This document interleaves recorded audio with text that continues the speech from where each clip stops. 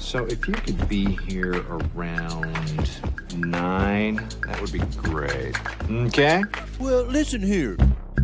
Hello, and welcome to 90 Day Fiance Okay.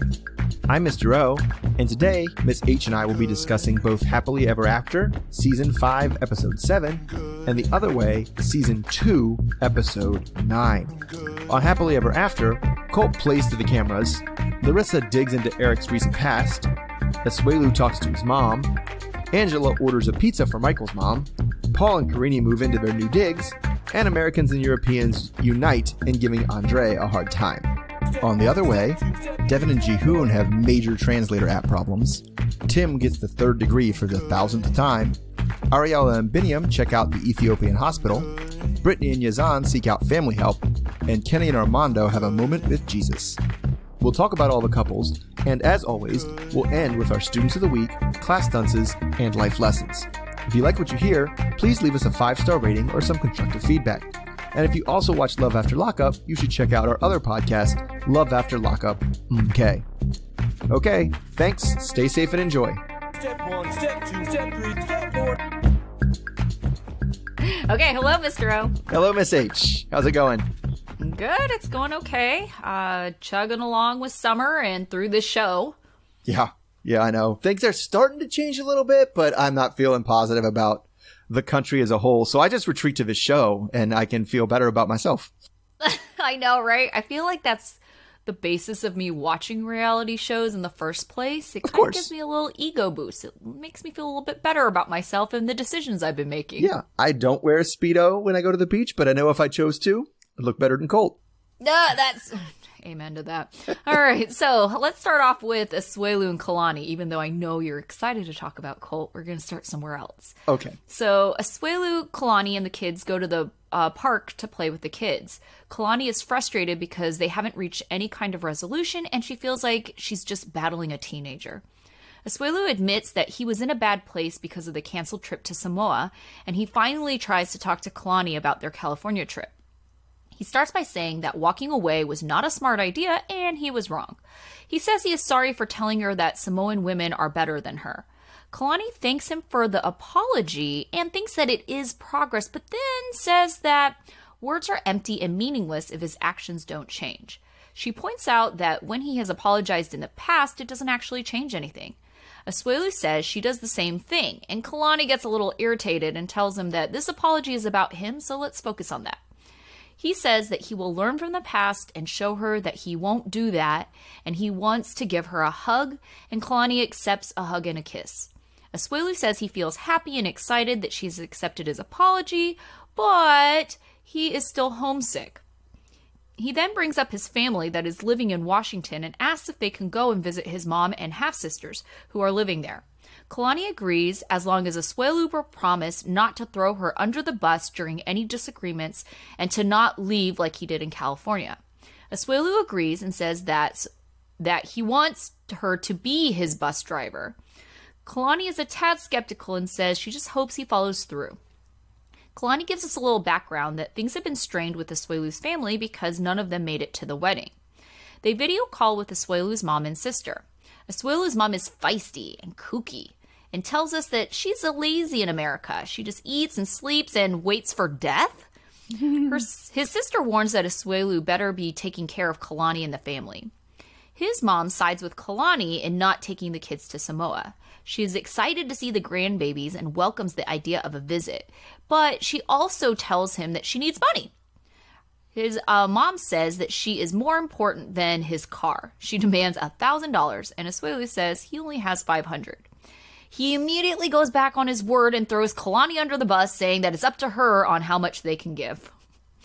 So, do you think that Asuelu actually understands Kalani's concerns? And does he actually understand the whole being thrown under the bus? No, he clearly did not understand throwing under the bus because he did it instantaneously. Right. Yeah, threw her under the bus. He did not understand that term, which I kind of blame on Kalani. Like, that is a weird, like, regional, like, there's people, I don't know that they even use that across the English speaking world when you say throw somebody under the bus, right? It's not an idiom. Idioms do not carry over well to different languages, right? And his English is not great. So speaking in idioms and stuff is not the best way to go about, saying things that you want him to do or you need him to do. But sure. I don't think he understands. I don't think he understands what's going on at all. He just right, is totally because then lost. he talks about the driver of the bus, right. and I was like, oh, which was funny, but then it does make you kind of wonder, it's like, well, maybe you don't understand what she's trying to say. Yes, he clearly didn't understand what that meant, and like, I don't know that he really understands why she was like the root of all her being upset. Like, he gets it when he's like, yeah, maybe I shouldn't call her a fucking bitch. Yeah. I get that. Yeah, that's obvious. Sure. Maybe I shouldn't have just randomly walked off and got on a bus. Okay. Right. Maybe I overreacted. But it's like, what are you overreacting to that I don't think he gets? Like, yeah. I feel like he thinks he's putting in like extra time with the family. And he's like, I'm doing more than anyone should expect me to do. This is crazy talk that you're mad at me. I still think he's on that boat. Yeah. I truly don't think he understands why people are upset. And just even recently this week, he's been kind of popping off on social media, like getting really defensive about his edit. And, like, don't follow me if you feel this way, which, granted, fair enough. Like, sometimes it's kind of one of those things where I get that people, you might have haters because you did something, but I don't know. Is it really the place of the internet to really throw it in your face and really like hate on you on someone else's social media? It's kind of like, you know, maybe you should just, maybe he knows he's an ass at this point. Sure. And then it gets that weird crossover area where I almost feel like when people are on reality shows, they're characters, right? But like that person's social media, that is a real person. Like the person that's on the screen is like character Asuelu built by Matt Sharp. Right? Sure. And to take that into like the real world it causes all kinds of problems, which is why they really should log off. Yeah, that's true. We've talked about this, or you suggested social media training. Right. Especially because you're going to be like, I feel like he should like warn them, please God, if you have a bad edit. And I know they don't. Like kind of give people a heads up. Like, yeah, I kind of made you the bad guy this season. Just heads up. Like, here it comes. Yeah. But I kind of almost feel like the reason why he's extra defensive is because I don't know if even looking back on this, he really gets what he did wrong. Sure. Right. Like, other than what you said, the obvious stuff, like calling someone a lying bitch. Obviously, that's not okay. But like the other stuff, I don't think he gets. I don't think he gets being the bad guy for kind of telling his mom, oh, it's up to Kalani. Like, you all figure it out yourselves. Mm-hmm. And like, well, and I think, was it Kalani made the point when they're asking the money? That's a huge cultural change. Yeah. That they just don't get it. It doesn't carry the same weight. Like, to just straight up come out and ask your brother for money is like super tacky in America. And like, Devan's just like, well, that's just what you do. Like, yeah. I mean, and Asuelu tried to get out of it. To his credit, he was just like, I have diapers to buy and like food for the family. Yeah. Oh, okay. You want the money? Okay, we'll figure it out. I can give you $500 now. When Kalani was talking about his mom being kooky, she is a kooky, feisty lady. She was funny. Waiting to die sounded like a guilt trip you get from like an old, I guess my kids don't visit me and I'll just sit here and wait for death. Oh gosh. My mom and dad both like, my mom says it more on a serious note, but she says crap like that sometimes. And then my dad, like, he's more funny about it. Like, he tells me that some of the street lights are so long that you could just die waiting for it to turn. Like, he'll say stuff like that. And I'm like, all right, Dad. Yeah. My parents aren't quite there yet, but I mean, I don't know. So it's one thing taking a joke on it, but I feel like she's probably, he said his half sisters are up there, but like, I feel like we should have known, especially when he was talking about going to Samoa, that his mother is like, because weren't we speculating that his mom was going to be the one to have to take care of the babies? Right. So obviously we didn't know she was here. 3 states away. Yeah. It's like, yeah. So I can kind of understand Kalani's whole thing where she's like, but we don't have the best relationship. It started from the fact that they didn't come to the wedding. They could have absolutely come to the wedding. Right.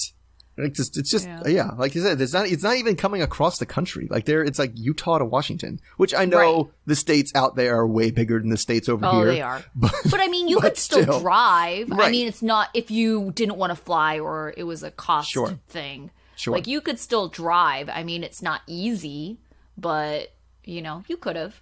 Yeah, totally. Yeah. Totally. All right. So moving on, I'm going to start with Angela and Michael. Angela is still very upset following the aborted meeting with the female expats. Michael has since apologized. I don't know what for, but she's still steaming enough that when we first see her, she's backseat driving and calling all the drivers in Nigeria stupid. The conflict in this episode comes from the meal that Michael's mother and aunt are coming over for later. Angela has decided that this is her stand, and she is going to show everyone that she is not going to be a traditional Nigerian wife who stays in the kitchen and cooks while everyone else socializes. She says that at her apartment, they will work with American rules, where Michael will do the cooking because she is doing the paying. And we know who's doing the paying up for the apartment because in an argument over whose apartment it is, Angela's or, quote, ours, she shuts it down by asking, well, who pays for it? But anyway, they arrive at this market to buy food to prepare. It's an open-air market, but she was expecting a supermarket. So she decides to be a jerk the whole time. She doesn't like the old oil in the old water bottles. She asks the rice lady for packaged rice and says that she just wants to order a pizza. Then she completely loses it when she goes to a butcher and sees a goat's head on his counter. It's a pretty much a typical overdramatic Angela who she even takes a big swig of Coke just so she has something to spit out because she's so disgusted. The next we see them, they're getting ready for the meal. Michael is frying up some plantains, and Angela contributes her part. A pizza with pizza written on the side of the box with Sharpie. Just in case you didn't know what it was. Right. Michael's mother and aunt get a kick out of Michael doing the cooking, but wait until Angela is out of the room before chastising Michael for the disrespect of having different food than they were expecting. When Angela comes back, she sees they're not eating the plantains, so she busts out the pizza, which Aduki eats and says she enjoys. Angela shows Aduki how to pick up the pizza and fold it like an American, and she joins in. From Michael's perspective, the whole thing seems to be pretty hugely embarrassing, but Angela and Aduki seeming to have a good time. That is until Aduki, who I didn't mention is Michael's mom, wishes them blessings and many children, which reminds Angela of the potential terrible news that she may be getting soon following her biopsy. Okay, so there's plenty of negative things to say about Angela. Yes. Which we'll get to, I'm sure. But I wanted to start off something positive this time, right? Oh, goodness, okay. How? Well, come on, Aduke's great, right? Oh, yeah, she's great. She's so generous and it's funny because she even let the aunt yell at Michael. She didn't yell at Michael. She let the aunt take care of it. Right. But she's so welcoming to Angela and so warm with Angela. I really do like seeing the two of them interact. Yeah. So that was the good stuff. Okay. The bad stuff. All right. Come on. She didn't have to. She fake gagged, right? That was a fake gag. Everything about Angela bothered me in this episode. It's, we keep on joking about the Angela image rehabilitation situation that's going on. This set her back quite a bit. Mm-hmm. The fact that, okay, so let's start off with, because there's so many things, but let's start off with whose apartment it is. So Michael at some point says his money is their money.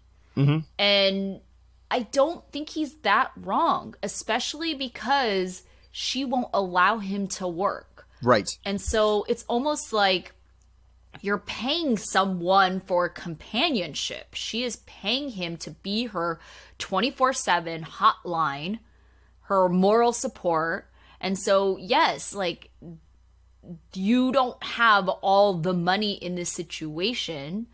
Your money should be our money. Right. And I had a problem with her because she just seems to want to have control over this entire situation. And by him, not being able to work, it's another way she can control him because she controls the finances. Right. Yeah. I mean, no, I thought the same thing. I was like, I'm more or less okay. I come around on this later in my life.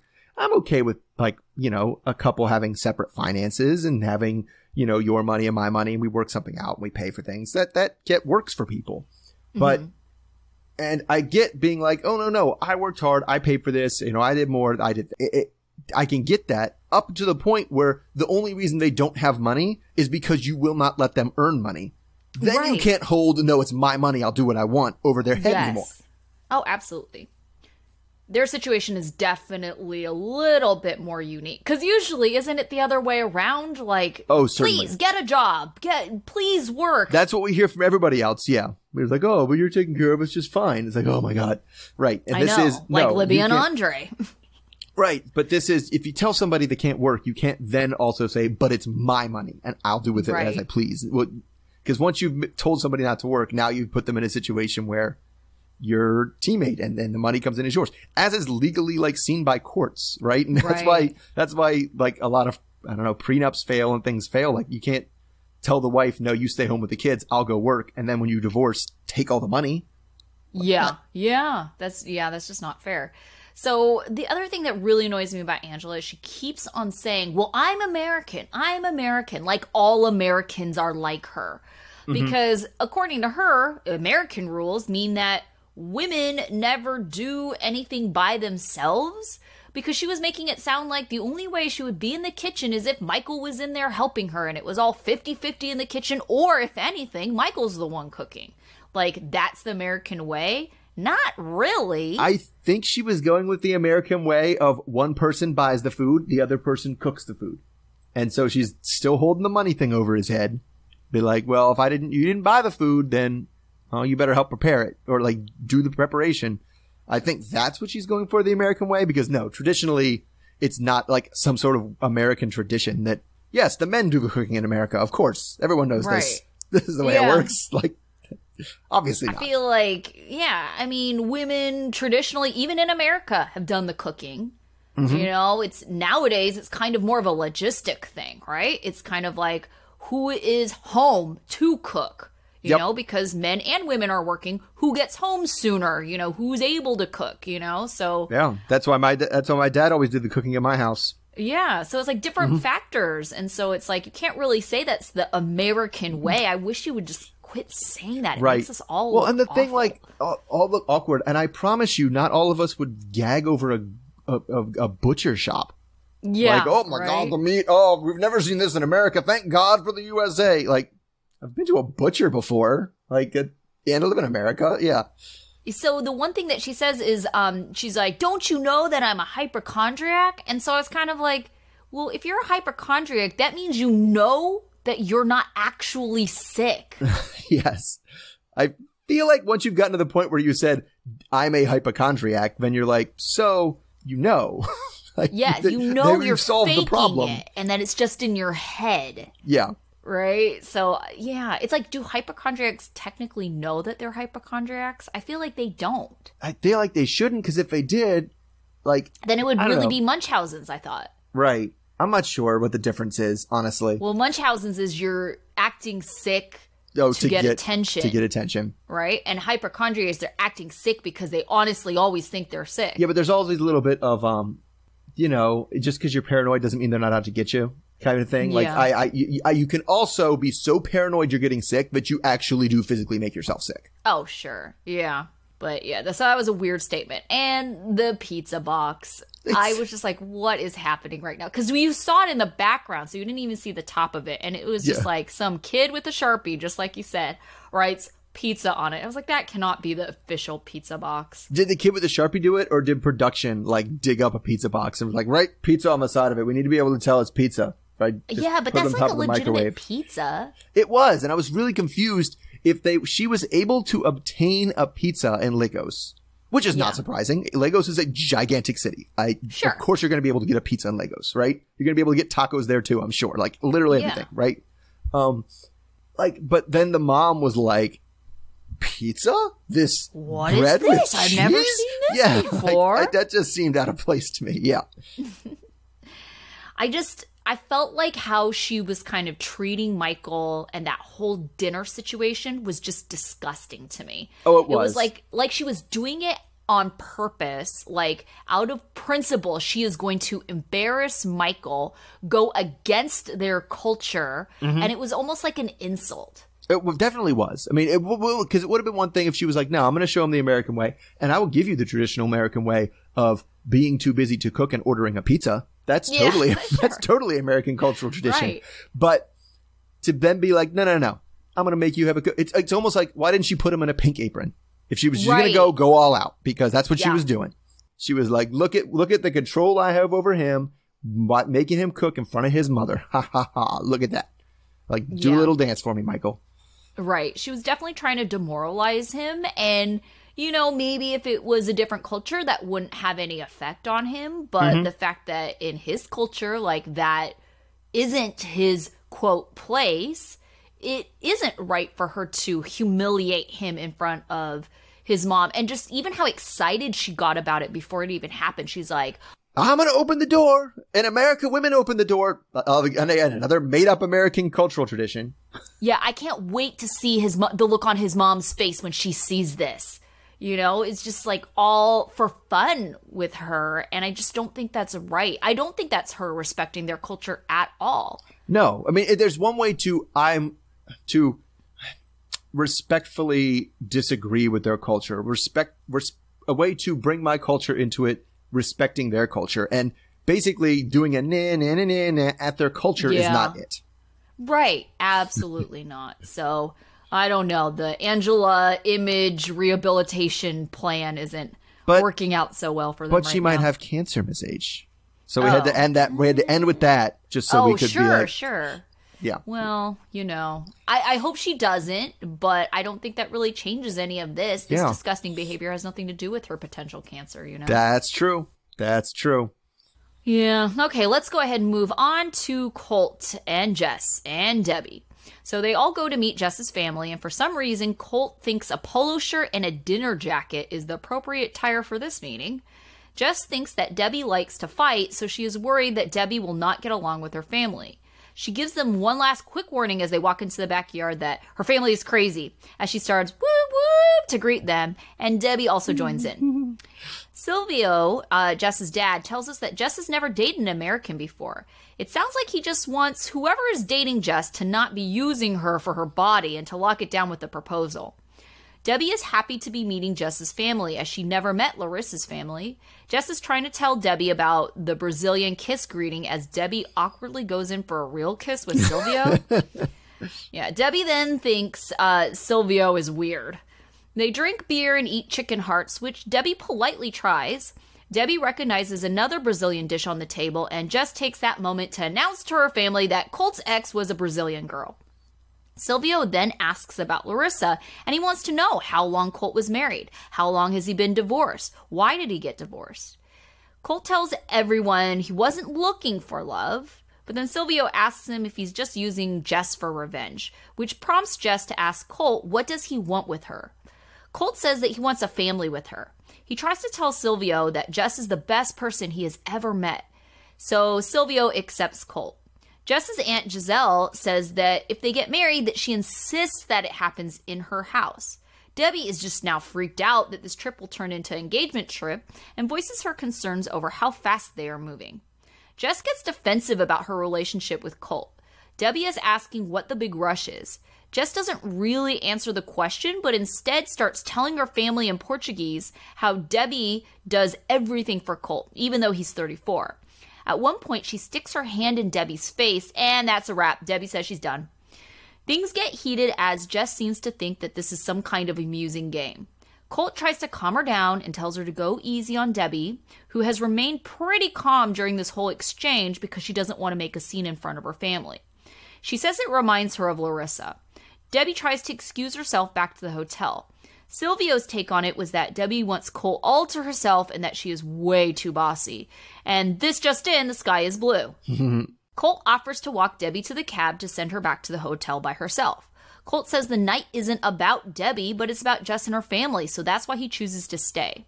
Colt comes back to the hotel the next morning looking hungover, disheveled, and just generally a hot mess. He says that he had a really good time with Jess's family, so he has no regrets about leaving Debbie.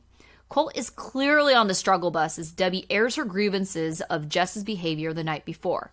Colt uses alcohol as an excuse and says he doesn't remember any of this or wasn't reading the situation the same way. Colt says that when Jess drinks, she gets more extreme and also uses that as an excuse. Debbie tells him to read the signs and to acknowledge he doesn't actually know her. She warns him of repeating mistakes. Debbie asks him if he wants to get married as quickly as was implied by Jess. Colt thinks Debbie is overreacting, but he does value her opinion. Colt and Jess go to the beach where Colt shows off his Brazilian bathing suit. Oof.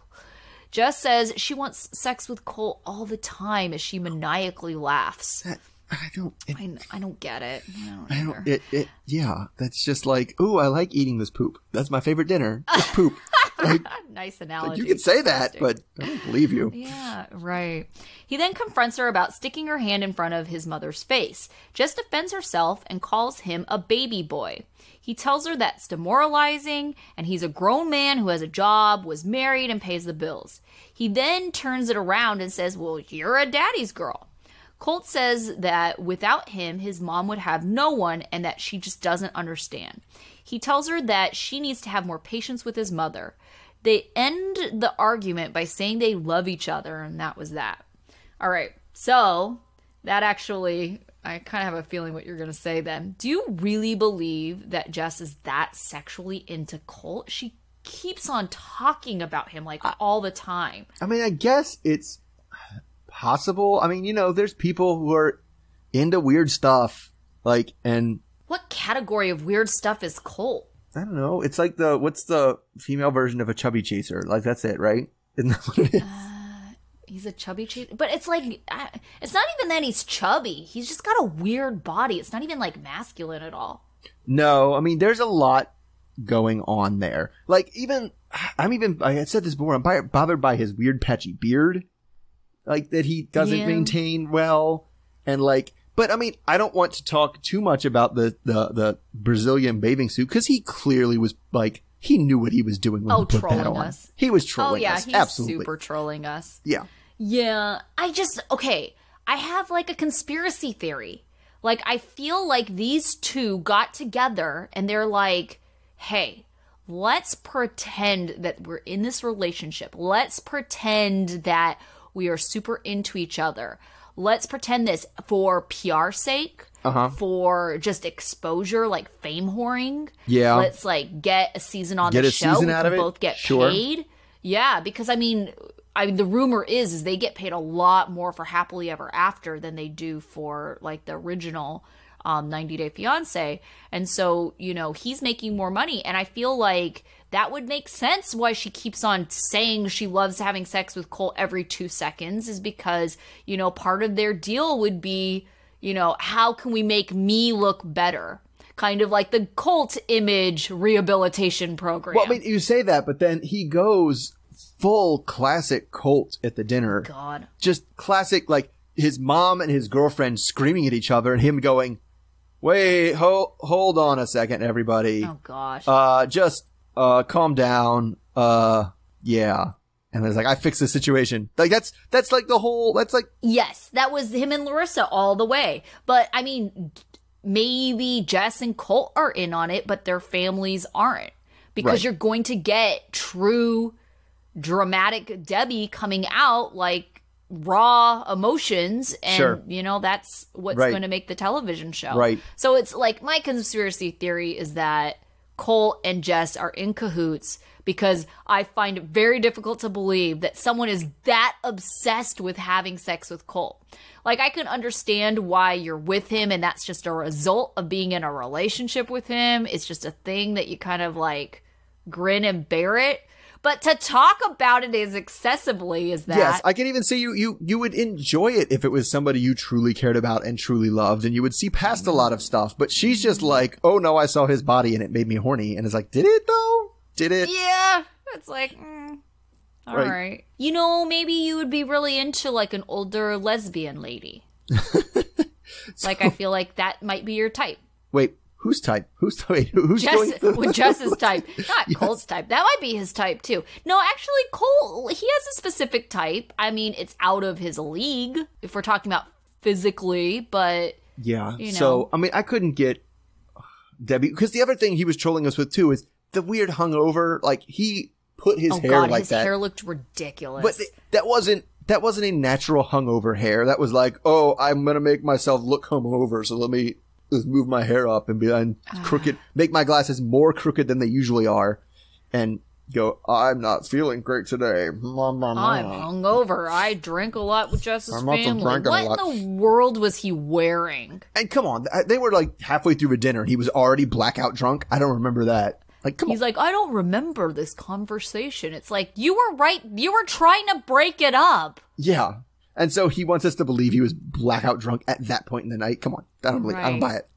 Yeah. I feel like there's a lot of acting going on. So much acting. And then even how they finished their argument, it wasn't even like they really came to any kind of resolution. It was just like one of those stupid arguments that end with, I love you. I love you. Okay. I love you too. Oh, okay. I'm a man. I'm a man.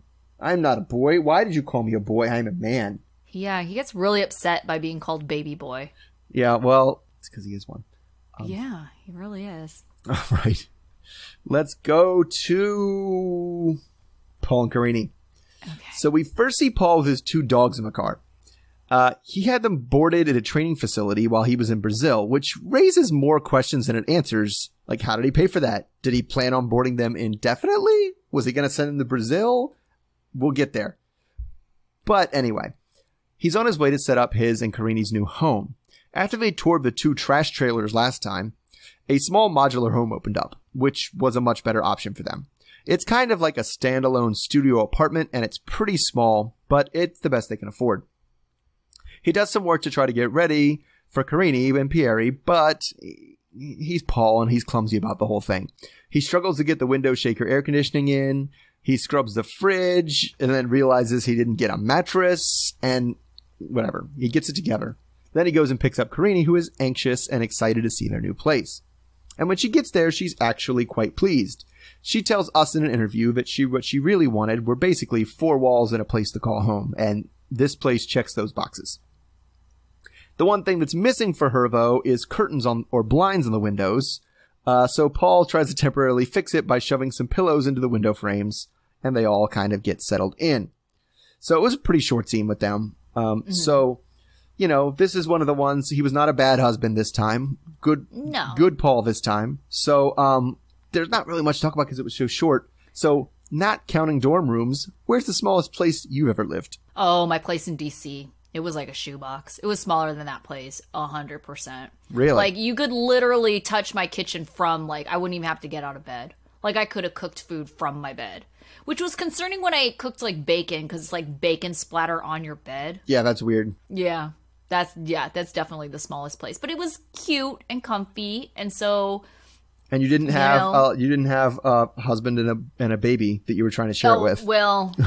Yeah, that would have been, oh my gosh, I can't even imagine having to share that space. Yeah.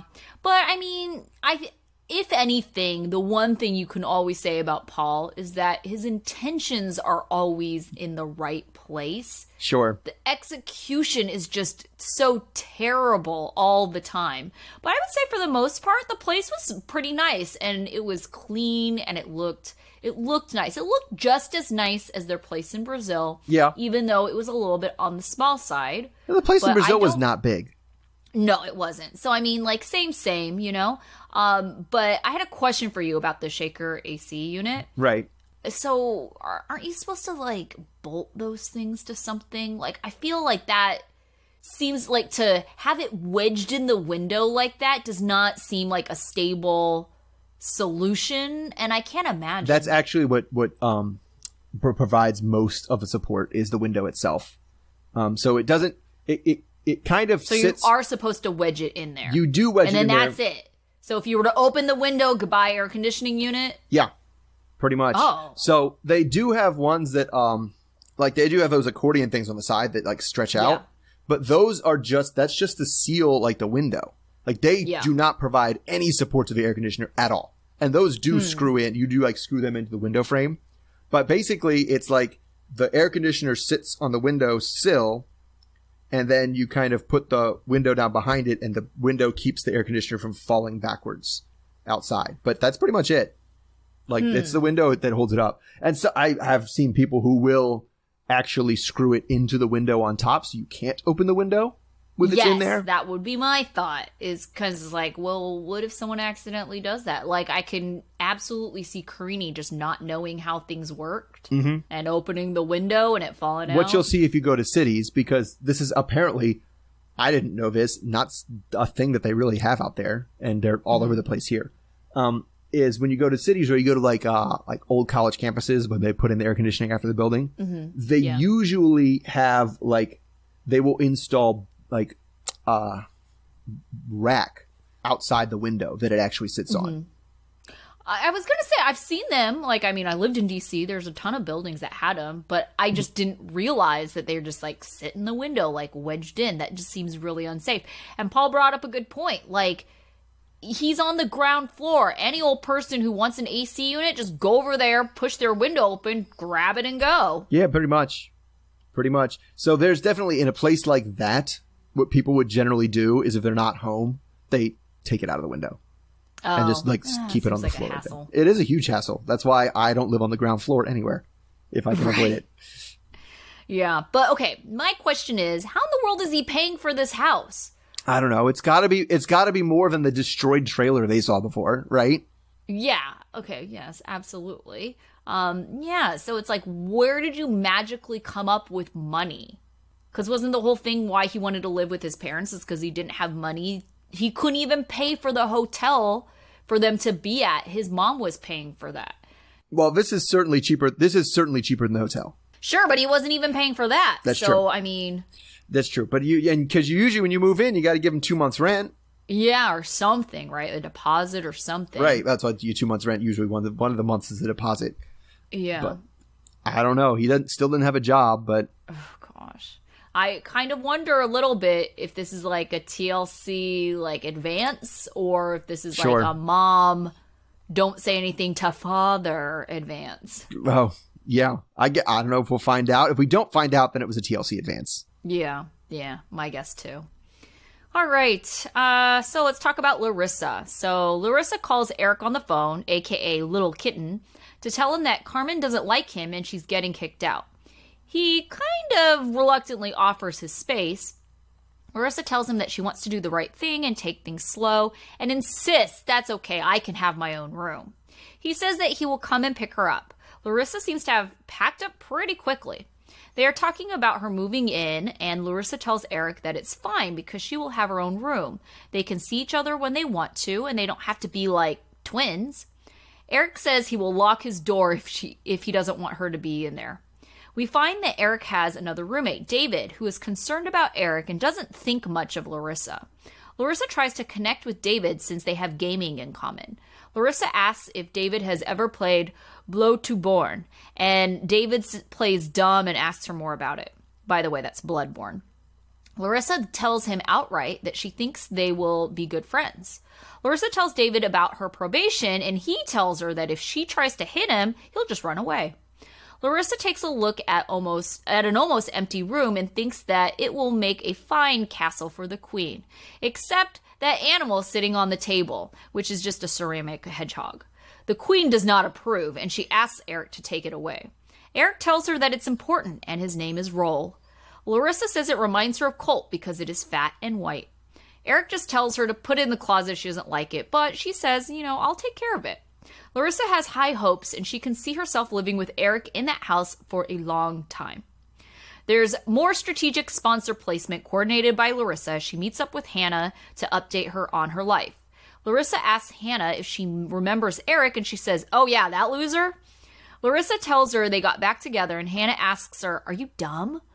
Larissa then tells her that she moved in with Eric and things are different because they had a 360 change. Hannah insists that she never heard anything good about Eric and wonders if she's just with him because she doesn't want to be alone. And Larissa tells us she loves him. Hannah just straight up says she doesn't support this and thinks it's a terrible idea. She will try not to hate him if this is really going to happen, but she just wants her to go slow.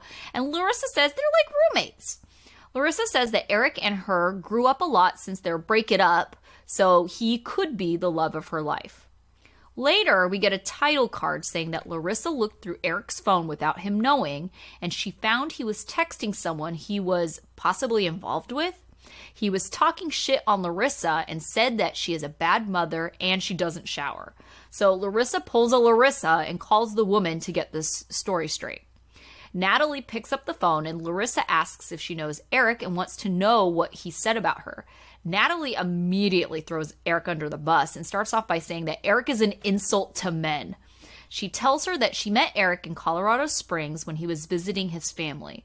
She says that he bashed her in front of her, a stranger at the time, and in front of his family, which included spilling all the tea on their sex life and her sex life with Colt. Larissa is shocked and can't believe Eric was so mean and showed absolutely no respect for her. Natalie is continuing to give her the gory details when Eric comes home. She is being interviewed saying how she feels destroyed as a woman, and the producer asks her if she wants to talk to Eric, and Larissa kind of says, yeah. So it was ugly, and I'm not surprised by any of this, but what do you think Eric's motivation is for talking shit on Larissa and then literally just turning around, not 360, but 180, and turning around and getting back together again with her?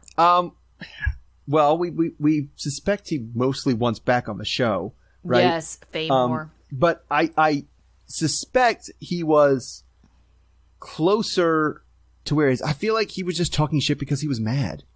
Like he was mad he broke up. So it was like, I still think, he kind of like overcompensated. I don't think he was ever on the, I actually hate this woman and I don't want anything to do with her. I think he was just mad she broke up with him. So he just like took it out by talking all the shit because Larissa said she did the same thing. There's a reason all Larissa's friends are like, I've never heard anything good about Eric because she broke up with Eric and then just trashed him to them.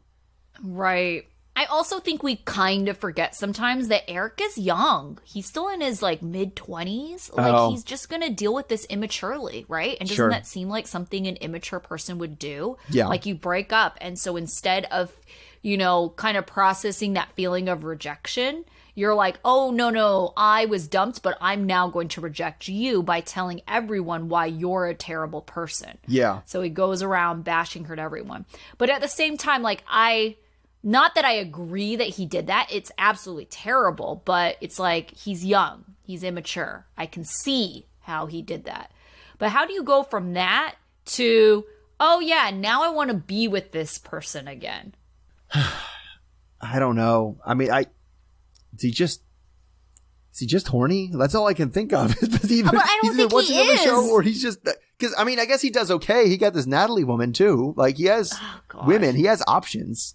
You're right. But does he? I don't know. Like Natalie thinks he's a poor excuse for a human wouldn't being. You? I mean, come on. Could you imagine just going out with somebody, starting out, getting to the point where you're going to meet their parents, and the whole time he's there, he just talks shit about his ex. Like, that's a huge red flag. And you'd be like, I'm going to get out of here as soon as I possibly can. Yeah. But I don't know. I kind of feel like for her to say that, it's like not even against her, like I feel like people have bashed other people and you don't necessarily think like, oh, you're scum of the earth. No, but whatever it was he said, because you said you talked about the sex life to his family. That's horrifying. Ridiculous. Yeah, definitely. And it's not even like he was just talking about his sex life with her. I mean, we knew that Colt and Eric at some point had, hung out together with Debbie, but they were comparing notes. And then he's now, telling everybody Colt's sex life with Larissa. And that's not even his story to tell. Right. And it's like, it's not, I can't imagine, like, how would his family even respond? I wouldn't want to hear that if my dad, things like that. Even my future, why would I tell, I guess people would, like really specific graphic details, right? Oh yeah, because they were bleeping things all out. Right, and Larissa said something like, she's like, he does it the way I don't like to make sex, right? And so I was like, well, there's clearly something she's not doing that people want done, right? And so it's like, okay, my takeaway is she doesn't like to give blowjobs, but I don't know, because then they were comparing notes about the blowjobs. Because that's what I think they were bleeping out. Well, yeah, but it says what she doesn't like, right? So I feel like it was like she should, and that's what's really bad is like when you're trash talk about someone, I don't know, trash talk. When you're talking about how bad some sex with someone was, which is what it was. It was like, it wasn't like good notes. It was, let's talk about all the ways Larissa sucks in the bedroom, right? Or doesn't suck in the bedroom, actually. But like, it's all about, it's talking about stuff that she won't do, right? And so, I don't know. It's just like, which is like, but that almost makes it feel like, well, if you're going around ragging on someone based on what they won't do, then you feel you're owed that thing? Like, that's just weird and like really demanding. It didn't even seem like Eric was that into Larissa. I mean, even now that they're supposedly back together again, it doesn't seem that he's into her. Like, nowhere in this does it seem like, oh, they're a couple. Like, even Larissa says, oh, we're like roommates. It's like, yes, that is exactly what you are. Right. This I mean, it's to the point, transactional roommate to the point where he was like, it was very much like, never an option. Like, you're going to sleep in my bed. Like, yeah. He was kind of like, well, I guess you can sleep in my bed until you get your own bed. But even then, it wasn't like a, hey. Like, hey, sleepy. Yeah. It was you're right. just like, well, I guess so. I guess. We'll have to sleep head to toe, I guess. Sleep upside down. Sleep on a couch. Yeah. You want to sleep on the floor in my room? That'll work. Yeah. God. He's awful. I agree with Natalie. He is a poor excuse for a human but whatever being. it was he said, it turned her off. I was amazed at how quickly Natalie was like, "Oh, Eric, you mean that horrible garbage person, Eric? Like, let's go." Right. I was like, "Yeah, go, Natalie. Throw Eric under the bus. He is terrible." Right. All right, so I'm glad other people recognize it. All right, so people getting thrown under the bus brings us to Libby and Andrei. Goodness. So at long last, the conflict we've been promised since the beginning of the season is here. Some of Libby's family is getting to Moldova. Today, it's just her dad, Chuck, and her brother, Charlie, and the women will be getting there in a few days. We meet Libby and Andrei on the way to the airport, and Andrei, being Andrei, asks Libby if she is excited, just so he can say, "I'm not," when she answers. He thinks Chuck and Charlie will be shocked by this former Soviet bloc country and isn't super excited to hear them crap all over it. Of course, he's not too far off. We see Chuck get out of customs with a big old USA hat, complaining about how Moldova lost his luggage and how the airport in Frankfurt was so much bigger. The plan is to go to Andrei's parents' house, and in the car, Andrei is belted with questions that are inane until they become frustrating. Are there Walmarts here? Do you have traffic tickets? Things like that. They find out that Andrei was something like a police detective before he left to be a bouncer in Ireland. And both the Americans become very suspicious when Andrei pointedly and evasively will not address why he left the police department and left the country. Back at Andrei's parents' place, Chuck and Charlie are rightfully impressed at the gigantic spread of food that Andrei's folks have put out. And doubly impressed because it came from such a small kitchen. If Libby was worried that Chuck and Charlie not getting along with Andrei's family, she should have been less worried. They hate the same things about Andrei that Chuck does.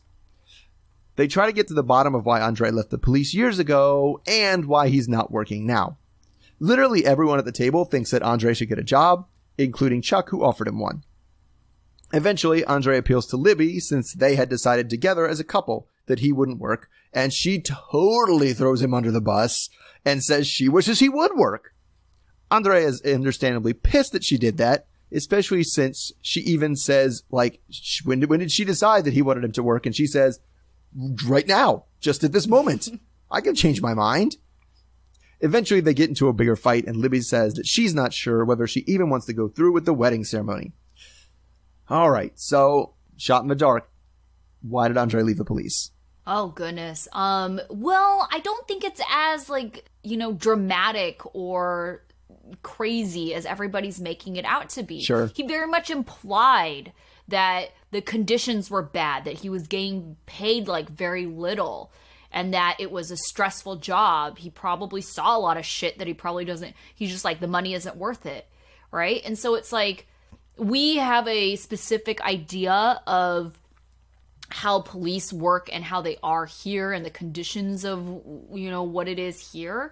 And I think Libby's family is very much imposing that on Andrei. But I think if you live in a country where your police gets paid so little, this is the reason why bribes are so easy, because that's how cops get their money. Sure. And he doesn't even get the bribes because he's not out on patrol, as he said. He's like working the desk. So they probably gave the lower guys the desk jobs in this country because you can't get any bribes if you're on the desk. Right. Right. And so I don't think it's like anything like secretive or, you know, crazy or dramatic. Then why be so evasive about it then? I feel like it was edited that way because it's like he did talk about like pieces of it, right? And so I feel like he did say that they only got paid 200 euros a month. That's ridiculous. Right. It's like, I don't know what like the cost of living is in Moldova, but that's like an absurdly low amount of money,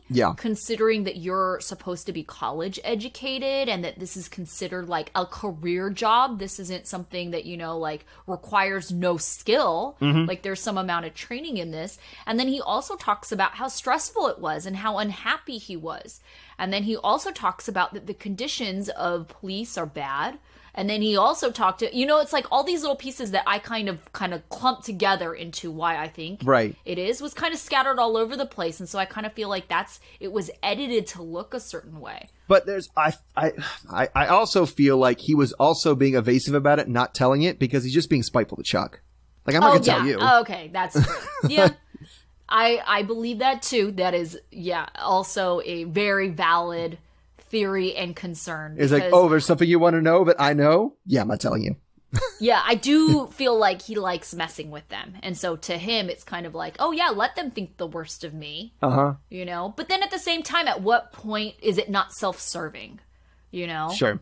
So it's kind of like, I feel like he's got to tell them at some point. And then even Libby was just like, wait, what's going on? Like, she just seems so confused. She was so out of it. Yeah, like, I don't know. It was, Libby was very disconnected. But I did not like her in this episode. Oh, no. Can we, before we jump to her, though, can we talk about that food? Holy crap. That was quite a spread. There was so much food. And that tiny little kitchen that they've all been eating at, it was just covered in different kinds of food. I felt like half of it was like cold cut style food. That was true. Everything was not like something that the mom had prepared in the kitchen. Like, that is definitely not the way. It was like a spread of like meats and cheeses and breads and like fruits and, you know, like platters. It was still an intense amount of food. And if they're, you know, if it's a place where the cops are making 200 euros a month, that was a lot of money they spent to impress these guys. Like, this family really is really trying to put their best foot forward here. Yeah. I mean, their family has always been super kind. And like we've said in the past, like, it's weird that Stefan, Andrei's dad, is his dad. You're like, he's the kindest person. Yeah. And you're like, how did Andrei end up being your son? It like just doesn't seem to make any sense. But I feel like his whole family is like so warm and kind, and then you have Andrei, who's definitely like the outlier anomaly in his family. Right. All right, then let's get to Libby. And come on, what the hell was that? Oh God, there were lots of things, so many things, but the thing was she completely threw him under the bus, and then said, "Well, I just decided that right now. I'm allowed to change my mind." Like, what, you jerk? Right? Yeah.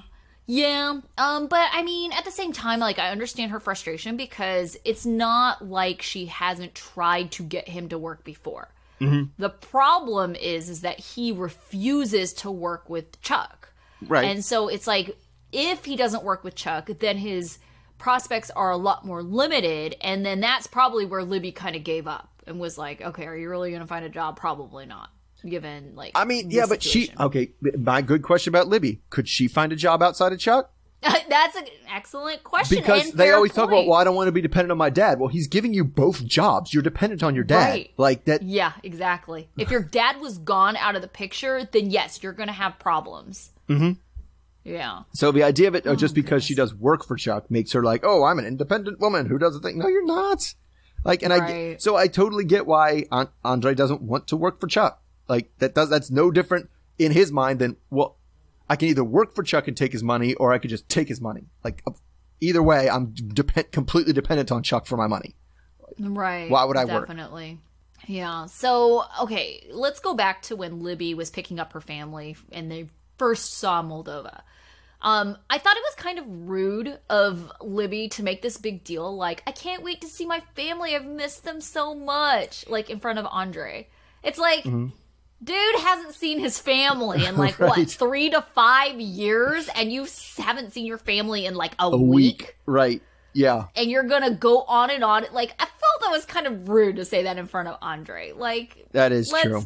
That is true. Credit where credit is due. Like, he sacrificed a lot for you, and he probably misses his family a lot more, but, like, he doesn't make a big stink about it like you do after a week. After a week.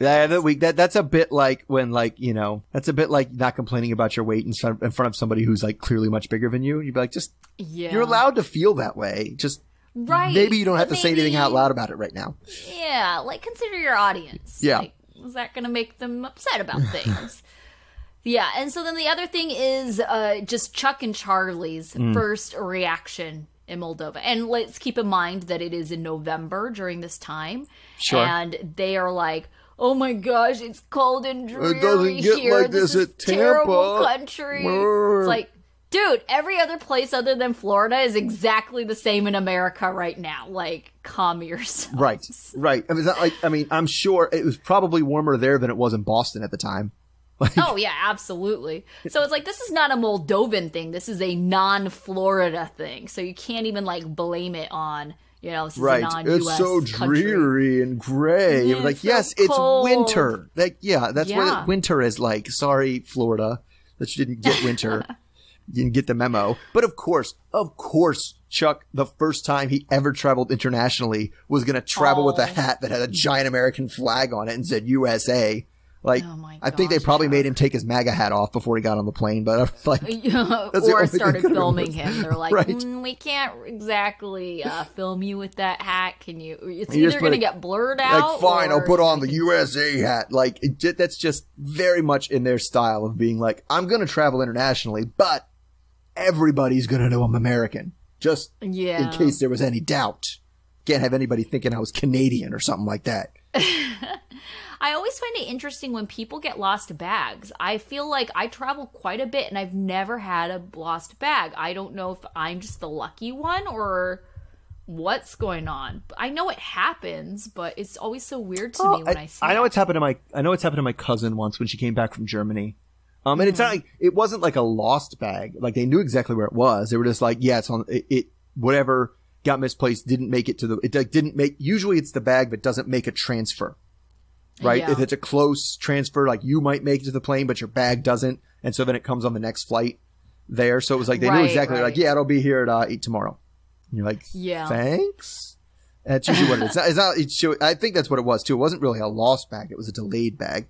Yeah, that's not too bad. All right. So I think that's it for Happily Ever After, right? I think so, yep. Okay. So we did not hear from Tanya and Sinjin, which I kind of forgot about. Right. So we are moving on to the other way. So who do you have? I will start with Brittany and Yazan, because they were not in it very much. One scene with them. Yeah. So Brittany has been in Jordan for only 2 days. And as we know, things are going terribly. It's not good. So they are going to talk to Yazan's uncle, because he seems like a little more worldly and educated person who might be able to talk to Yazan's dad about the realities of the situation with Brittany. Yazan explains the situation, but while they're talking, Brittany is totally out of the loop because they're speaking in Arabic and she doesn't understand a word. She has no idea what's going on. The uncle does say that since this is all new to his father, a person who's coming from America, is not Islam, it might take a long time for him to accept what's going on. They talk about converting to Islam, and the uncle reminds us that it is forbidden to force someone to convert to Islam, so that whatever time she needs, she'll have to take. And Yazan kind of agrees, and he wants there to kind of be some time, which is different than what he was saying last time, actually, so that she can adjust to the culture and, learn more about Islam. But they also agree that there's a lot that Brittany needs to change to be able to fit into the family enough to be accepted. Yazan worries that he doesn't know what Brittany's thinking about all this, probably mainly because they didn't talk to her at all. And that's why Yazan is okay with, putting things on hold for a little while if the uncle can convince the dad that that's okay. So this is all pretty reassuring to Brittany because, she finally feels like there's someone in the family that kind of has some kind of idea where she's coming from. So we meet this uncle, and it's totally weird. Like, she totally seems like he's from a completely different world than Yazan's parents. Absolutely. Like, so I got that impression too. That's so strange to me that it can be two people from the same culture and the same family and just end up totally different outcomes like this. Well, that's the thing is it didn't even look like the dad. And now we didn't get to see his mom because she couldn't appear on camera. Right. But it's like if you told me that those two were brothers, they don't look really much alike. Maybe, I don't know, because the dad had a gigantic beard. Right. And the uncle didn't, but it was just like, those two are related. But like, I even thought, but the first they said, we're going to meet my uncle, and she didn't have a hijab on. Like, there was no way she would have ever met the dad without a hijab. I thought that too, So immediately it was like, oh, this is a very different dude. Yeah. And he even said that, he's like, well, your father is very conservative. Mm-hmm. So we're to understand that they may be a little bit more traditional. Right. And insistent upon like those kinds of traditions. Which I appreciate because I didn't like that they kept saying like, oh, Jordanian gets Jordan's culture. And it's like, Jordan is I believe is one of the more liberal, Islamic countries in terms of, the things. I imagine there's a lot more people like the uncle than there are like the dad. And they kind of made it sound like this family is what a typical Jordanian family is like. Yeah. And then what I thought was interesting is that the uncle says that Brittany needs to change a lot. Mm-hmm. And it was like, I feel like you need to really emphasize that because I feel like Yazan did translate that, but it was like it wasn't sinking into Brittany. No. She was just kind of like, oh, okay. Yeah, I hear you. It's sure. Like, yeah. By change a lot, we mean convert religions, and you've already said how you felt about that. Right. And she was like, and she still was like, well, I'll listen, which is fine. I mean, because that seems to be, that's going to be the biggest sticking point. Because the uncle was like that too. It's like, if she doesn't convert, it's a non-starter. That's like, we might be able to convince your dad to wait and like learn and be patient for the other things. But if she doesn't convert, no, it's not going to happen. And we can't force her to convert. So she's got to have to make that decision by herself. And that's what he's like, I don't know what she's thinking. And then, Yazan doesn't ask her what she's thinking. she's just like, uh-huh. Is he going to talk to dad? Yeah. Right. And I love how he says, like, I don't know what she's thinking. It's like, well, she's right there. Freaking just ask her. Right. Why this is so difficult. Yeah, they definitely were talking about her like she wasn't there. Well, which when you speak zero of the language, it's kind of like you're not. Like, yeah. It's the same way people talk about, like, you talk about babies like they're not there. You talk about old people like they're not there sometimes. Mm-hmm. All right. So let's talk about Kenny and Armando. So Kenny and Armando continue their walking tour around the town.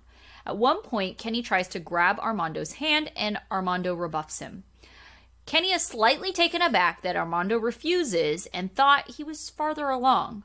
Kenny thinks the worst that could happen is that they get called a name. Armando fears judgment, and he's just not comfortable being out in a macho-centric society that can be homophobic. He also fears for their safety. Armando sees that Kenny feels rejected, but he says it's difficult for him considering he's only recently been out, whereas Kenny has been out for almost 35 years. Armando thinks Kenny can be a bit pushy when it comes to being out and proud. Armando asks Kenny if he thinks God would approve of them, and Kenny says yes, since God is love. Armando reminds him that the culture is different here than in the U.S., and that he just asks for patience and understanding. Armando eventually gives Kenny a kiss in front of Jesus, the Jesus. Statue. Right. Yes, Jesus is... Well, Jesus is everywhere, so there's always giving a kiss in front of Jesus, right? Right, but we have a actual representation of Jesus in the form of a statue. Right. Yeah. Jesus is watching. Look busy. Yes. So, I'm still trying to figure out where exactly they are in Mexico. I don't know if you know. I mean, it's... How many of these Jesus statues are there? Oh, I don't know. So I didn't look exactly where in Mexico, but I did look up where La Misión is. I mean, it's in Baja California. But, oh, okay. I mean, it's pretty... I want to say it's like 40 miles south of the border or something like that. So it's not terribly far away from like Tijuana. I don't remember any Jesus statue. I have been down probably... Well, I'm not sure which side it was on. It might be on the Gulf side. Okay. All right. Okay, that makes a little bit more sense. Because I was going to say, I've been down at least 2 hours south of the border driving distance. So... Well, I don't know, but I don't know it. that gets you very as far. I don't know. I have not been there, so it's a lot farther away from 40 me. miles at least. I'm not sure. It wasn't. I know it wasn't. I know the town isn't on the coast. But it seems like it is, doesn't it? Like, all the pictures they have are, like, water pictures and coastal pictures.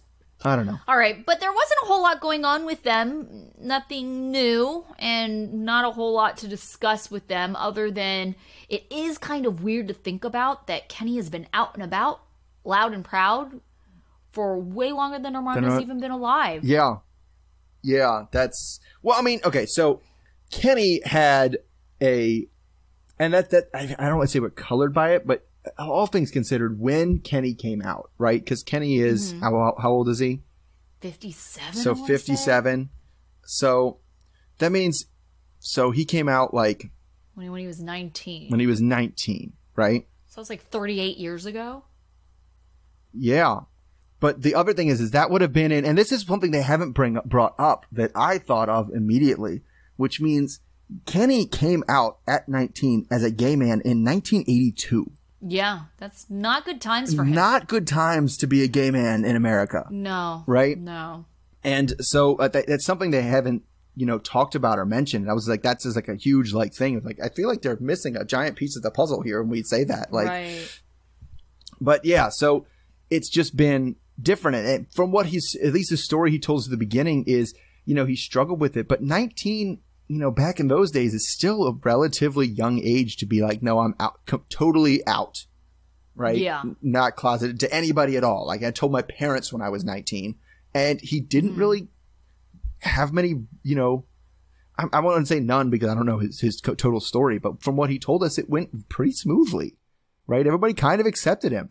Right. And I think that's part of Armando's hesitation is it hasn't been smooth. Right. He had a false start earlier. He tried to come out. His family, they mentally rejected the idea. And they were like, nope, that's not a thing. You're not really gay.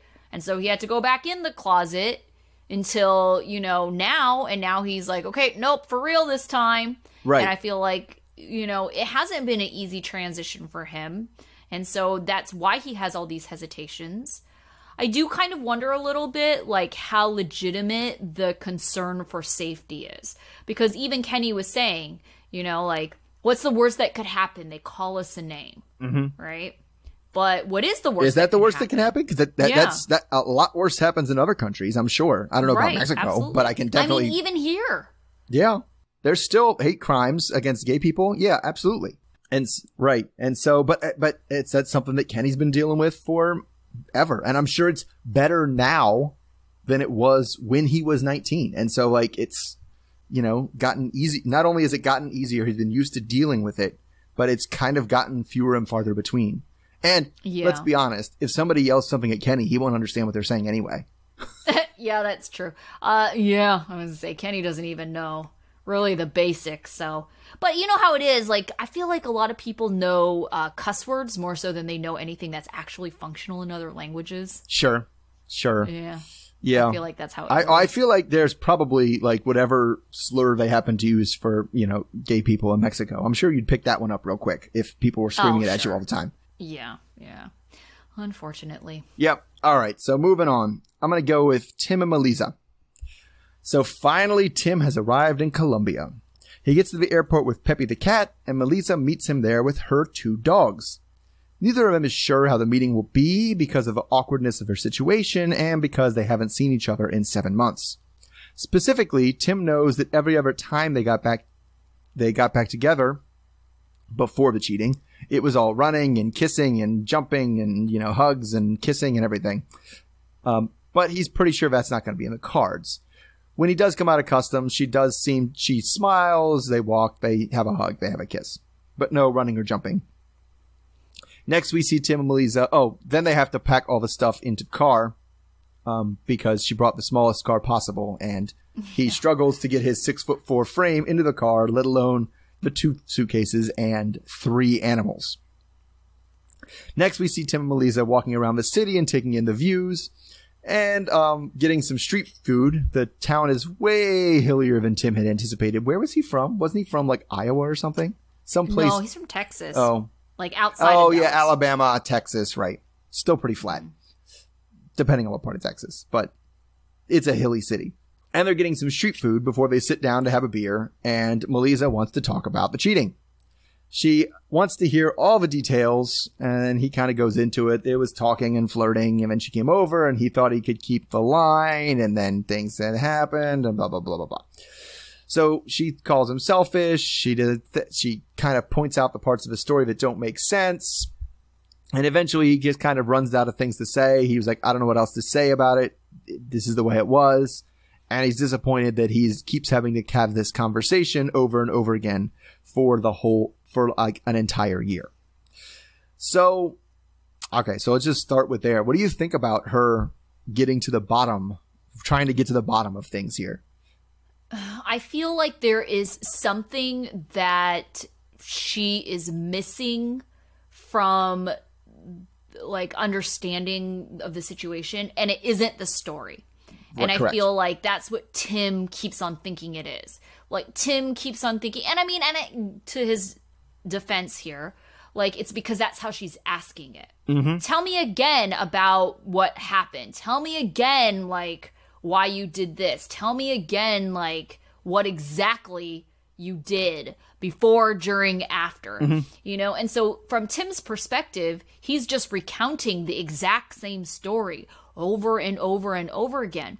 And you could absolutely tell he was really frustrated that he was having to do this. It doesn't make him feel good to have to relive it. Right. You know? And he's also frustrated. He's like, we've already been through this.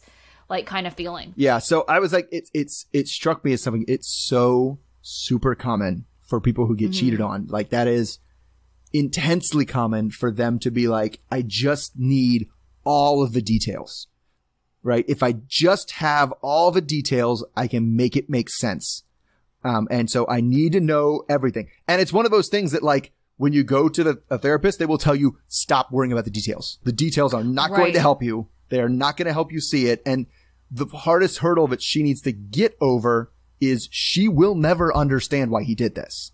Yeah, so that's what I was going to say, is that she wants a question answered, and I don't know what that question is, but maybe, to your point, like, the question is why, right? Why did you do this? And so hearing the story again, she's trying to get why, you know? And I mean, part of it, too, is that, I mean, at one point she does ask him, why did you do this? And he says, oh, to satisfy my physical urges. And she even says bullshit, you know, like, bullshit. Like, I'm not satisfied with that answer. There must be something else. And so I think part of it is that he does keep on repeating this story, but she's not accepting his response. She's not getting her questions answered. And so I feel like they really do need intervention at this point. They need to go to couples counseling, couples therapy, because it's just going to be reliving the same thing. And it's basically insanity. They're going to keep on repeating this conversation. She's still not going to get her answered. Yeah, she cannot get, there is no answer that will satisfy her. Like, it doesn't exist. So, like, and that's one of the things I think that happens a lot of time at couples therapy too, is when they decide to go, the one person who kind of thinks, like, you know, I could totally see, not necessarily these specific people, but in this situation, it's the spouse that was cheated on who thinks they're going to get the couples therapist to kind of come after the other person. Right. And they're usually like, no, you need to let it go. Like, if you're going to let it go, you have to let it go. And you have to stop, you know, trying to zoom in. If I just knew another detail, that would unlock this whole thing and I would totally get it. And then I could, you know, since I understand it, we can move on. Yeah, I feel if anything, like the details will haunt you, right? Right. Because if like you know those little details like that, it's something that's going to stick with you, and you're going to start obsessing over it. Yeah, I feel like you don't want to have a mental picture. Like you make mental pictures, right? And but you don't want to have an accurate mental picture that you keep coming back to in your head. Right, because then it's like when you're in bed, you know, it's kind of like, okay, you're going to then picture, you know, Tim with his other woman. Like, well, you're going to do that anyway. You don't want to picture that. You're going to do that anyway. Yeah, but it's like it's without knowing the accurate details of it. It won't help. It doesn't. So. No, yeah. Absolutely not. So, okay, let's talk about Tim's weight gain. Oh, right. They kind of brought it up with the dog first. The dog looks fat. And she was so really? Oh, the dog's gained weight. Yeah, the dog's gained weight. That's right, Tim. Yeah, and then it was kind of her not to say it to his face. She said it in the interview. She's like, Tim's gained weight. I don't know how to tell him. I feel bad about noticing it, but I really did. Yeah. But I mean, looking at the pictures, she's not wrong. Mm-hmm. But she says that he looks really different. Yeah, he looks different. I think youth is part of it, you know, to be honest with you. Yeah. You just like weight gain and youth. That's true. That's true. But I mean, it hasn't been that long since she's seen him that he'd be like, you're so old. Well, I don't know when those pictures were taken. True, you know, true. The pictures that we've seen. But I'm saying her mental picture of him is not that different age-wise. But, well, I hope not. It wasn't that long ago. Yeah, but I don't know. But there's it seems like he's been under a lot of stress, and there's people who gain weight when they're under stress, and there's people who lose weight when they're under stress. Yeah, well, maybe he needs to keep walking those hills around town. Yeah, I feel like if he does that, I don't know about eating those flour things they had in the street, though. That's not going to help. Yeah, probably not. Oh, goodness. So, the cat. Okay. Her cat. She's glad to see her cat. No, it's his cat. But they did they live together before she came back to Colombia? Or because she spent a lot of time with that cat. Yes. Okay. But that was my question I thought this was Tim's emotional support cat. How is it her cat? Maybe it's his emotional support cat because it was her cat. And she left it and he was like, oh, I love this cat so much because this is my connection to her. Maybe. Yeah. I don't know. Well, I don't think she would have named the cat Pepino or something. That seems like a totally cheese stick name. I was going to say, I don't know. It doesn't seem like how many cats here do you know named Peppy? Well, because Peppy is short for something else. He said it was like Pepino or something like that. It was like an Italian name. It's definitely not an American name. Yeah. So I don't know. Peppy. All right. Who's next? Okay, next up we have Baby and Ariella. So Janice, Ari's mom, has insisted that Baby and Ari moved into her hotel room since their place is not up to Janice and Ari's standards. They venture to tour the hospital. Ari tells her mom it looks worse on the outside, but generally they should have lower expectations. Ari wants her to have her own room and wants to be assured that pain management is provided for. Janice jokes that the bumpy ride will assist with Ari's labor on their way to the hospital. Sister Rahel greets them to guide them through the hospital. Janice is already giving her the lowdown that her and her husband work in a hospital. Private rooms are in fact available at an extra charge. Janice is impressed with the NICU, the process, the supply of medication, the cleanliness, and the security. The nurse shows Ari the labor ball, and she insists on letting Ari try, and things get awkward as Baby is behind her, massaging her, and Ari gets embarrassed as Janice looks on. Even though Janice ultimately approves of the hospital, she wonders if she can convince Ari to give birth in America still. Later, Baby takes Ari and Janice to see a traditional coffee ceremony, which includes popcorn. Ari says she likes the hospital and feels comfortable giving birth there. Janice is disappointed that the hospital ended up being okay because her real mission was to get Ari to come back to the U.S. She uses this opportunity to ask Baby about his ex-wife and ask why they broke up. Baby tells us some kind of vague story about how his ex-wife got upset because she thought he was talking to someone else, so she blocked him. And then Janice asks what his plan is, and Baby says he doesn't want to go to the U.S., but he wants to rent a guest house. Ari is really quiet and she's just feeling overwhelmed. She tells us that she doesn't want to be dependent on her parents, but she is limited in her ability to work, which she does freelance editing and writing. All right, so what did you think of the hospital and of Janice's approval of the whole thing? I mean, the hospital was fine. Like, I feel like okay I feel like redeemed when I was like, babies are born in Ethiopia. It's fine, Janice. Right. And now I'm like, yeah. See, it's fine. See, look, NICU, surgery room for a cesarean, like the medication. People can't steal the babies because that was a concern she had. Yeah. Yeah, she's like, are they tagged? Yes, the babies are tagged. Yeah, so it was like, yeah, Janice, what about that? Huh? Bring your biases here. The hospital was nice. Right. Yeah. And their labor ball, and it seems like... It was all fine. I mean, the rooms were a little tiny, but, I mean, size is like nothing, right? No. Compared to, like, the actual... Absolutely. Like she said, cleanliness of it, the process... the supplies and equipment they have there. Right. They were like, we have this medication. She's like, oh, I'm familiar with that medication. She was like, oh, yeah. They had, like, lots of medication. They were showing her, like, 3 different kinds of medication. Yeah. Even Ari, she was kind of funny. Like, the kinds of questions she was asking, it's, like, clear that she doesn't really have any medical knowledge. She's like, so what about the bleeding? And they're like, what about the bleeding? Like, can you be a little bit more specific? Yeah. So things like that. So I guess it was good that Janice was there. It was, but I'm no fan of Janice. With her, I didn't like, she was, I guess, okay, fine at the hospital. I guess. Well, I thought it was kind of ridiculous how she starts off with like, me and my husband both work in hospitals. Yeah. Like, my husband is a doctor and I'm a nurse and we're married. Yeah. But yes, so we're used to like these high standards of the medical industry. Yeah, I did like the nurses' reactions. They're like, "What happens if you keep bleeding?" They're like, "Well, give her medicine." Like, what do you? Yeah, I know. It's like, is this a trick question? Yeah, like, where's the C-section? Right there. Like, I don't. What is this? I thought it was interesting. Their little anecdote about I can't remember exactly what the sandbags. Yes.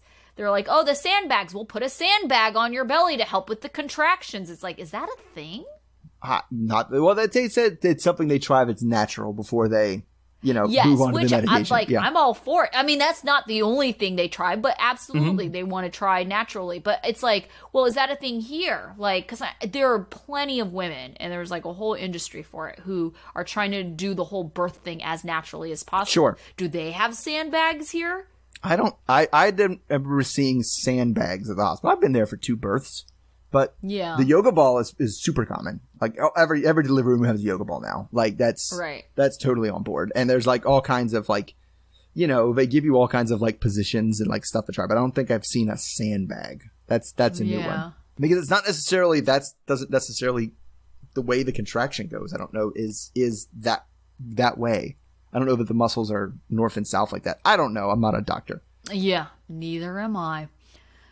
So what did you think of Baby's explanation of his ex-wife? I think the conversation was moving way too fast for him, and he did not know what was going on.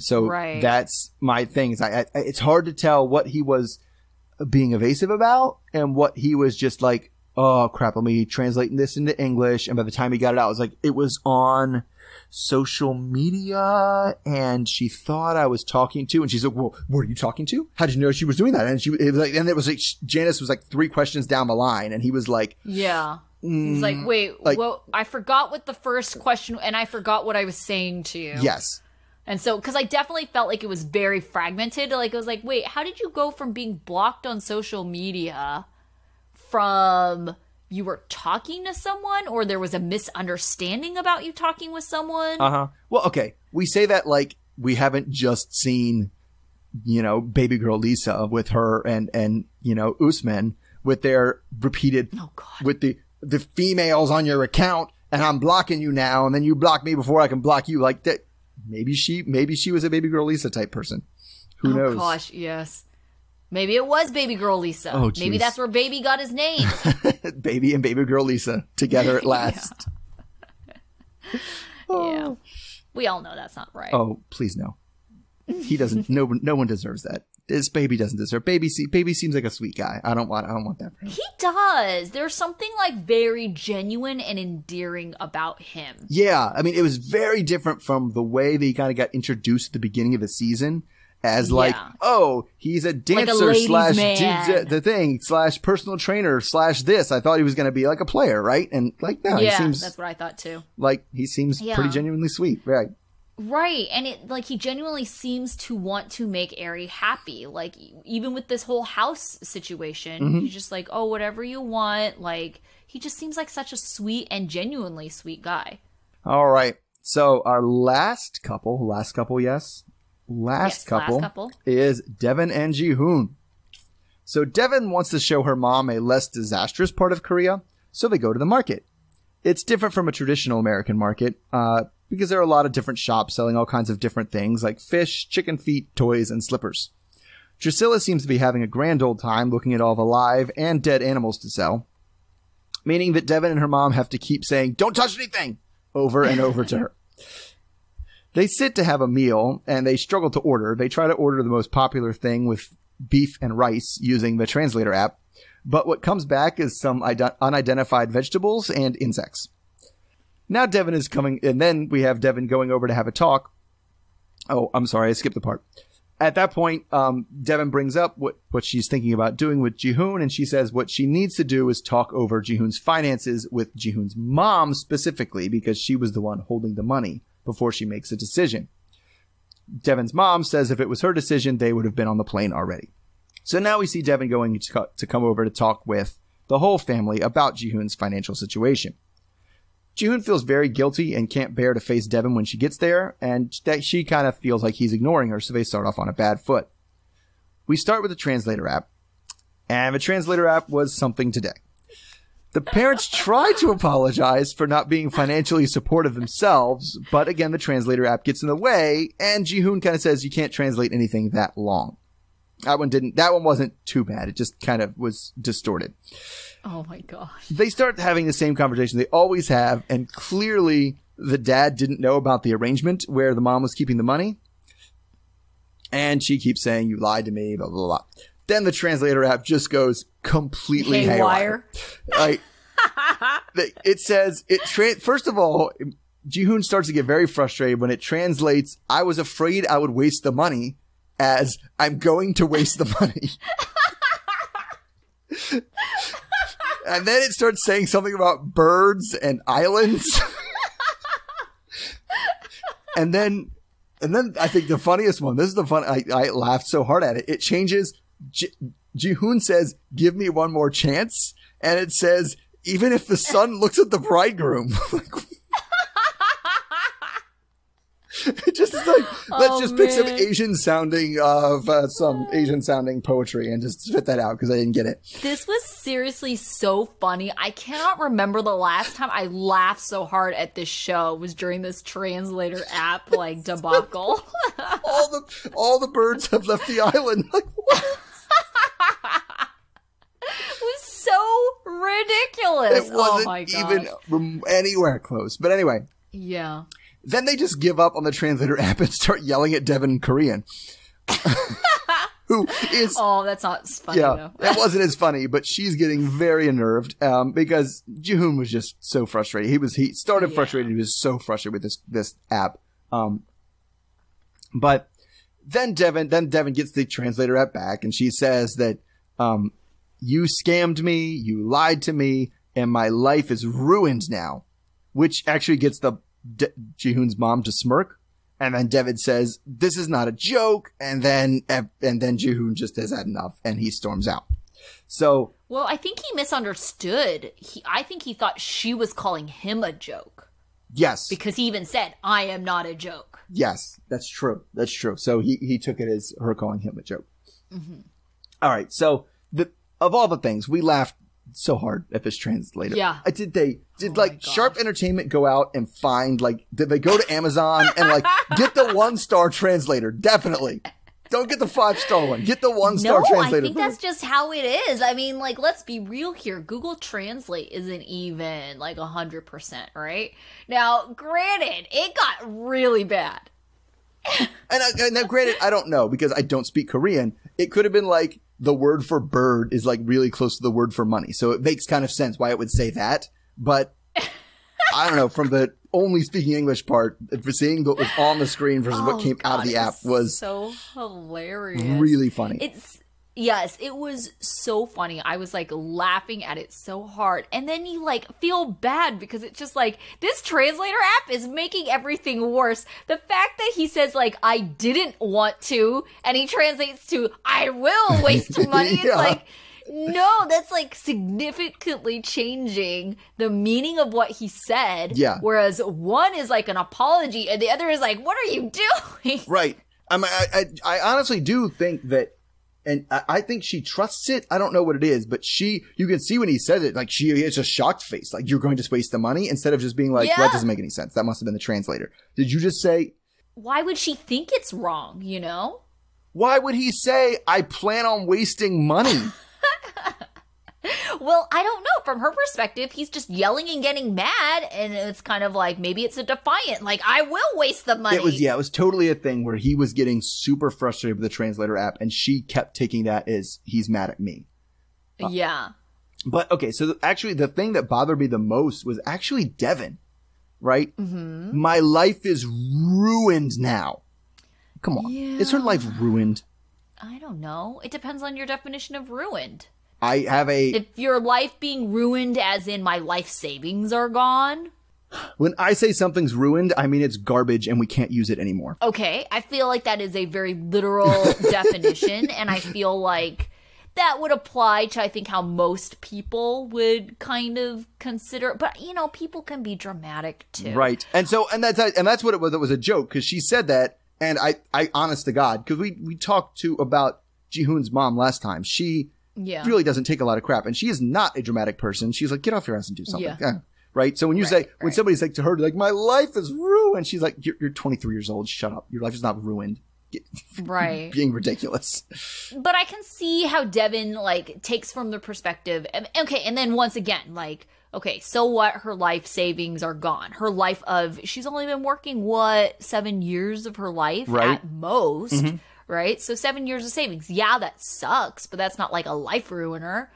But maybe she thinks of it more from the perspective of, now you strap me with another kid. And I can absolutely see how, you know, we've kind of talked about this before. It's like, it's not easy to date being a single mom. Mm-hmm. And now she has 2 kids from 2 different fathers. Like, that's always going to be a challenge. And that was the one thing that I didn't really agree with her. She was kind of saying, if this doesn't like get resolved, I am never going to speak to him again. I'm going to leave this country. No, you don't have that choice. That is it. You don't have that option. Right. You have a child involved. And so it's kind of one of those things where I was like, that seems a bit extreme. And would you really deprive your child of knowing his father? Right. Well, and that's what I'm saying. So you say all that, and kids don't understand the subtleties of stuff, right? Mm-hmm. God forbid this kid ever watches this show or sees what had happened. And you're like, so now the kid is like, you know, Taeyong is like, oh, I ruined your life? That's what happened? You had me and that ruined everything? That's, yay, let's lay that on the kid. Yeah. So I just, her being so extreme with that. Yeah, I mean, it struck me, it's in the same vein as the people who are like, I'll never find love again. This is the last chance I have at it. You know, right. It's that kind of overdramatic stuff that I just like, Right. So yeah, I definitely took like you ruined my life as being a bit over the top, but then in the context of like, you know, this definitely has changed the course of her life. Maybe she means it more like that. Mm-hmm. You know, like sometimes, like I can think of plenty of people that I've dated that I walk away and it's like, that has not changed the course of my life. Sure. You were a blip on the radar. Right. Like, you know, nothing has really overall changed anything. But for something like this is a life changer. She now has another child that is going to change like how you have to navigate the dating world, how it's going to change like future partners. It's going to change how she has to live her life and prioritize things. So, yeah, maybe not ruined, but changed my life. Yeah. For the more difficult. Okay. I'll give you that. All right. Yeah. So that's everybody this week. Right. So let's look at students of the week. Who was your student of the week? My student of the week, and definitely it felt like slim pickings this week, right? Yeah. And we kind of say that some weeks, but some weeks are definitely better than others. So I'm going to give it to actually Paul. And I feel like, good job, Paul. You actually did something that is making your wife happy. You actually successfully got a place. You are fixing it up to make a livable and suitable home. I'm hoping within your financial means, but I mean, given how Paul doesn't really get shit done, like, this is Paul getting shit done. All right, good job, student of the week. Yeah, I also said Paul, though.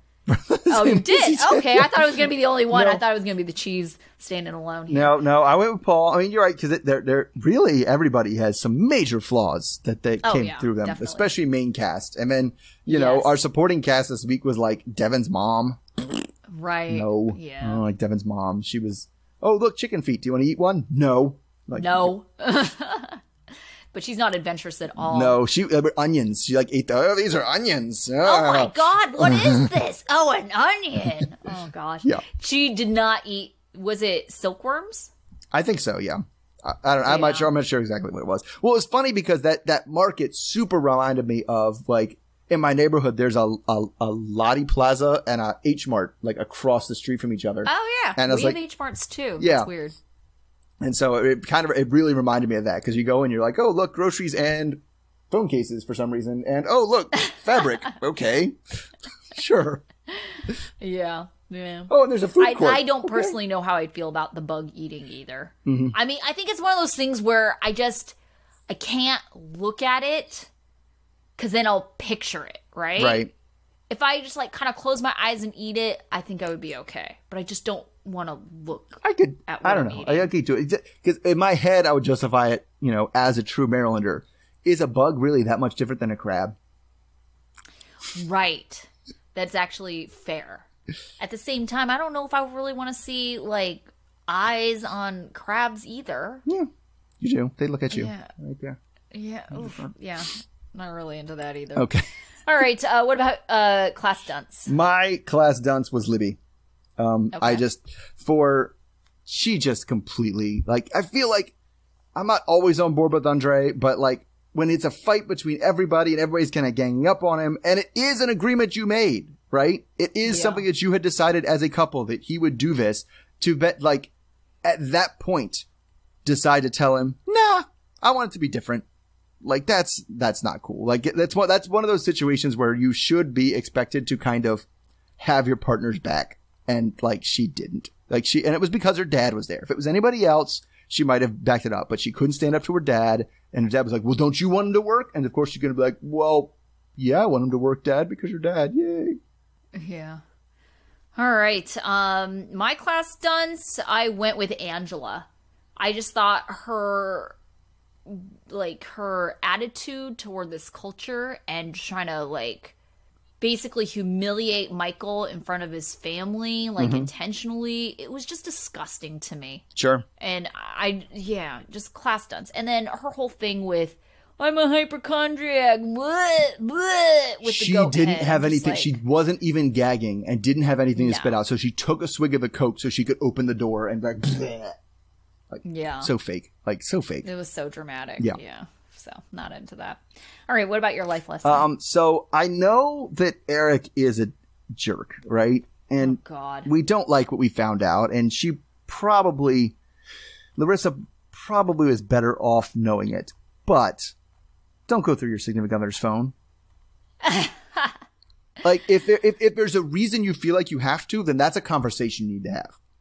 Right? Yeah, that's valid, sure. Well, that's the other thing because that's the other thing. I say that because it's a bit like Melyza. You're never going to feel better. Yeah. After doing it, you're never going to put yourself at ease. It's never like there's only bad things can happen. Right. So my life lesson actually is also inspired with Eric. And it kind of goes against just him talking about and revealing his sex life with anyone else after they're broken up. To me, it's kind of on the same plane as revenge porn. Oh, I almost said that earlier. Like, but let's if you hear all this, Larissa, be thankful you didn't send him nudes. Like, yeah, exactly. Because it's pretty much like right up there. The only difference is like this is just more slander than it is like you can actually show like photographic evidence of some kind. But it's really the same. You know, you're trying to get someone back by humiliating them from these intimate moments that this person trusted you with. And that's just not okay. Like him and Colt, it's not okay. And I do feel bad for Larissa because it is incredibly humiliating and embarrassing that she's being talked about like this. I agree. Yeah. Like I said, mine was not a defense of Eric. It was just looking out for your own mental health. Like, just don't do it. Okay. Yeah, sure. All right, so that wraps up this week, and so we'll be back next week with the next episode of both Happily Ever After and The Other Way, and we're kind of in the thick of it right now, so I don't think there's an end in sight. No, I don't think there is. I mean, it's right? usually, 16 episodes now, so we're probably right almost in the middle. Oh, goodness. Yeah. Yep. I guess that means we're going to be doing this during the school year. The school year is going to start. Oh, man. Okay. Yeah. Well, at least for me, when do you start? August 31st.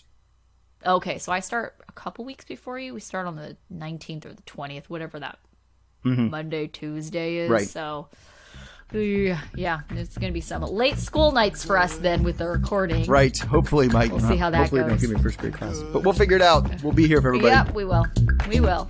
All right, see you soon. Okay. Bye. Okay, thanks. Bye.